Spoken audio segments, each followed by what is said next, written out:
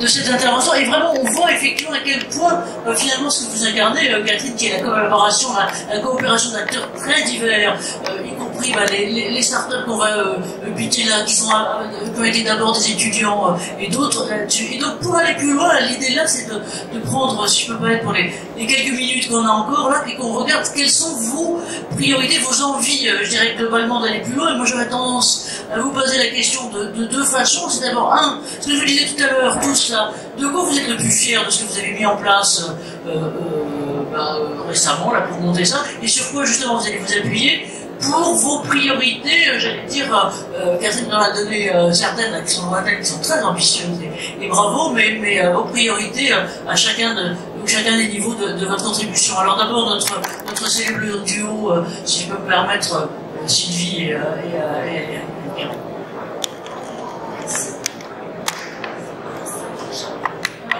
pour que ça marche, il faut que ça soit vert, et le mieux c'est d'appuyer sur le bord de votre menton, ce qui nous permet en plus d'avoir des bonnes photos. Oui, moi ce que vraiment mon souhait le plus cher,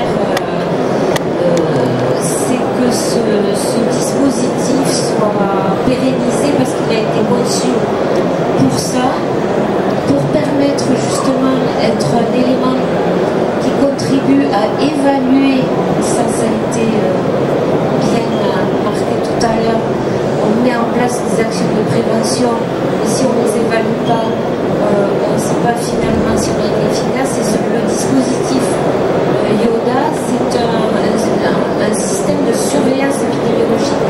Et qui dit système de surveillance épidémiologique, dit système pérenne avec recueil en routine des informations d'intérêt. Et donc, si on n'a pas une visibilité, monsieur l'a dit aussi, il faut des sous, parce qu'il faut que quelqu'un s'en occupe. Donc voilà, il faut avoir une visibilité de ressources financières pour le dispositif, au moins pluriannuel, pour qu'il serve d'évaluation des actions de prévention et de suivi dans le temps, voir l'émergence d'alerte, le cas échéant, en santé-travail.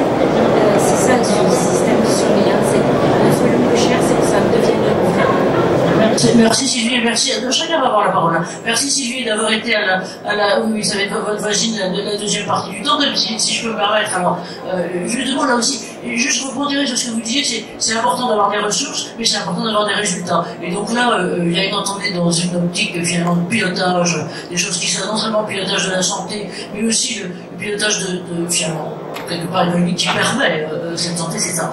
En deux mots, vous, ce dont vous êtes le plus fier, ce dont vous avez envie. Je vous entends pas, prenez le bleu, oui, celui-là marche pas. Oui, alors ce que je suis le plus fière, moi j'ai pas fait grand chose en fait. J'ai repris ce qui avait été fait, initié, impulsé par Sylvie, ma collègue. Et du coup, moi, ce que je suis fière en fait, c'est de tout ce travail collectif. Moi, j'adore.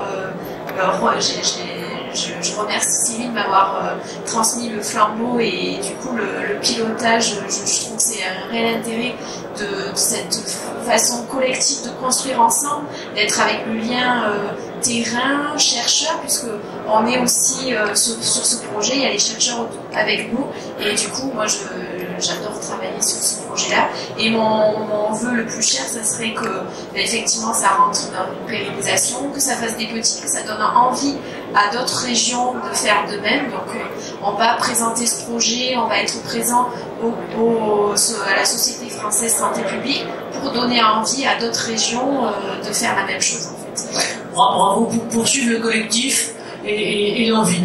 Olivier, à vous maintenant si vous voulez bien. Je crois qu'il vaut mieux celui-là, il est mieux. Il est mieux, oui. Ouais. Alors, ce dont quoi je suis fier, c'est d'avoir pu dans le service pérenniser la saisie des données. Parce qu'en fait, au-delà du dispositif, les médecins continuent à saisir ces informations-là.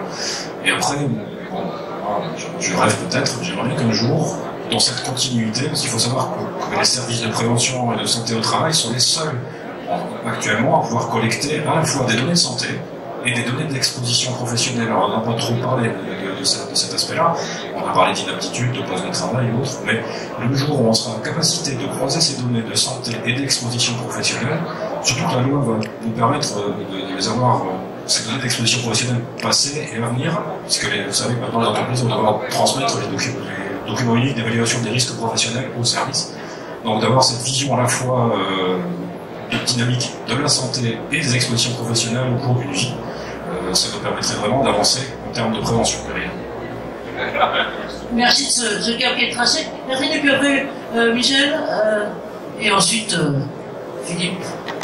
Peut-être se dire que, enfin, ce qui me semble intéressant, c'est qu'aujourd'hui, on se dit, les data, c'est une affaire de spécialistes, voilà, on n'y comprend pas grand-chose. Et je crois qu'aujourd'hui, on commence à partager le fait que c'est pas une affaire de spécialistes. C'est en fait tout acteur de la prévention, mais comme tout salarié qui met en œuvre des actions de prévention au quotidien, tout employeur qui met en œuvre aussi une politique de prévention, ce sont des acteurs justement des usagers de ces données et qui contribuent à réaliser des diagnostics. Donc voilà, ça c'est. Je pense qu'on commence à se dire en effet que les questions de diagnostic, c'est pas des histoires que de spécialistes. Et puis, par rapport à ce que disait Inka, je suis tout à fait d'accord. C'est-à-dire que Yoda, ça a été une expérimentation. On a vu que ça a marché, ça répond à des attentes. Et à chaque fois que j'entends un témoignage justement sur l'usage de Yoda, ça montre bien que voilà, c'était vraiment, ça répondait à un besoin. Et puis ça donne du sens aussi par rapport à ceux qui rentrent les données. Voilà, on voit à quoi ça sert. Et donc du coup, c'est comment on transfère, c'est-à-dire d'une expérimentation locale, comment ça peut essaimer dans d'autres régions. Et l'enjeu, il est là. Je pense que quand on fait des beaux outils comme ça quelque part, pourquoi ça peut être utile ailleurs pour pouvoir refaire à zéro quelque chose. Oui, merci Catherine, c'est effectivement ce qu'on essaye de faire avec vous. Michel, si vous voulez bien, vous. De façon très égoïste, je dirais, je suis assez fier d'avoir tout au long de ma carrière participé à des dispositifs innovants. Donc on l'a pas cité, mais en équipe Pyrénées, il y a eu le visa vieillissement en santé de travail, où en 1996, on s'est posé la question de quelles conditions de travail pouvaient influer en bien ou en mal le vieillissement et avoir un impact sur le maintien dans l'emploi. Enfin, voilà. Donc ça, j'en suis assez fier. Et je dirais, mon fantasme relatif, je pense pas exagérer non plus, ça serait de se dire que ces dispositifs meurent parce qu'on exploite la data à partir des données enregistrées en routine et qu'on n'a plus besoin de ces dispositifs. Voilà. Et donc c'est là qu'on aura gagné, quoi, je pense. Mais avec l'aide des partenaires sociaux, de l'État, avec le projet numérique en santé, voilà, la volonté politique qu'on sent, le travail qui a été fait sur les thésaurus, les travaux sur l'interopérabilité, je pense que ça peut devenir autre chose qu'un fantasme, mais que ça peut devenir un choix à réalité dans un avenir pas si lointain que ça. Le pélican est quand effectivement tout est donné aux enfants, il disparaît. Philippe, vous après, puis on va peut-être voir si vous avez une question ou deux, parce que je suis obligé de surveiller le réveil. Alors, juste un mot sur ce sur quoi on peut être fier, c'est d'abord le consensus. Il y a un vrai consensus, comme il en existe au sein des partenaires sociaux, pour dire que les data, c'est une priorité absolue. Ça n'a pas été le cas autrefois, c'est vraiment le cas maintenant. Puis il y a un deuxième consensus, et c'est important, c'est le droit à l'expérimentation et la valorisation de ce qui se fait sur les territoires. Et là, c'est vraiment quelque chose qui est à mettre en valeur. Il y a une richesse dans les territoires qui nous nourrit. C'est vraiment ça, le positif. On le voit en Occitanie, on le voit dans d'autres régions, mais vraiment, plus il y a des innovations, plus on s'enrichit. Ça, c'est vraiment merveilleux. J'en suis très fier. C'est cette progression qui vient du terrain et que tout le monde considère comme bénéfique. Ça, pour moi, c'est ce sur quoi je suis le plus fier. Voilà. Merci à vous.